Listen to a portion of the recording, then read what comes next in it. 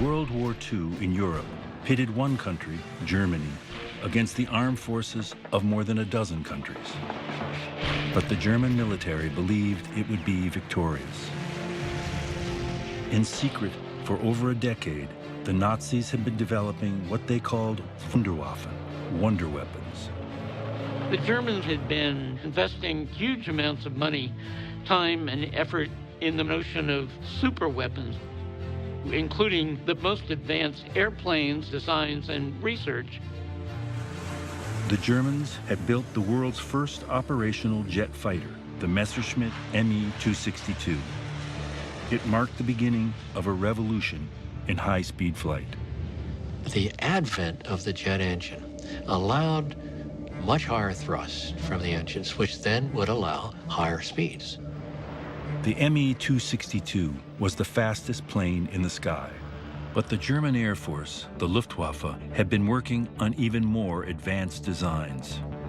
At the tail end of the war, the Allies began to report, particularly from Germany, sightings of these strangely shaped German aircraft with swept wings.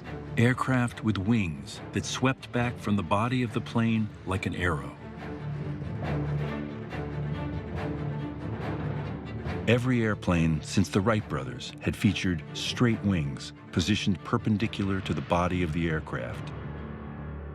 At the end of the war, the Allies sent Boeing guys and other folks too in to find out what in the world was happening. With the Nazi regime facing defeat, all of its expertise and technology were up for grabs. There was a program called Lusty, which was a Luftwaffe secret technology project. There was a race to get this technology. Within hours of the advancing front, right behind both the Russian lines and the British and American lines in the West, were these teams of foraging scientists and technicians. Wherever they could find it, they would grab equipment, grab research, grab development tools, looking for these German breakthrough technologies. The Lusty team was led by renowned aerospace engineer Theodor von Karman, a Hungarian Jew who had left Germany for America as Hitler came to power. The U.S. Air Forces had tasked von Karman with assembling some of America's best aviation minds for the mission. Among them was Boeing's chief aerodynamicist, George Schirrer.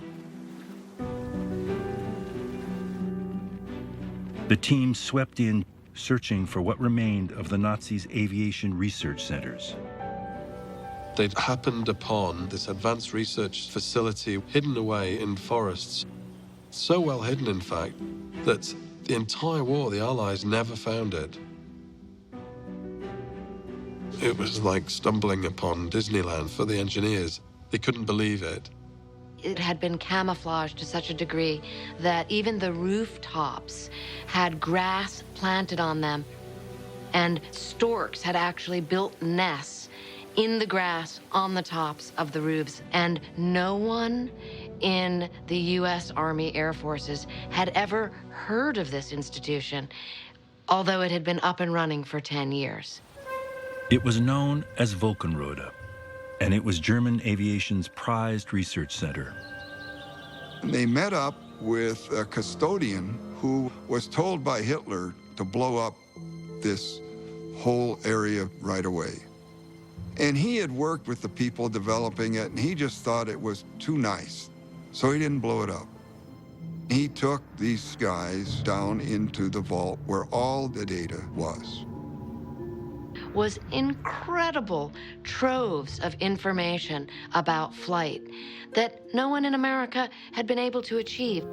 They had laboratories, they had jet fuel facilities, they had 7 wind tunnels, and they had work going on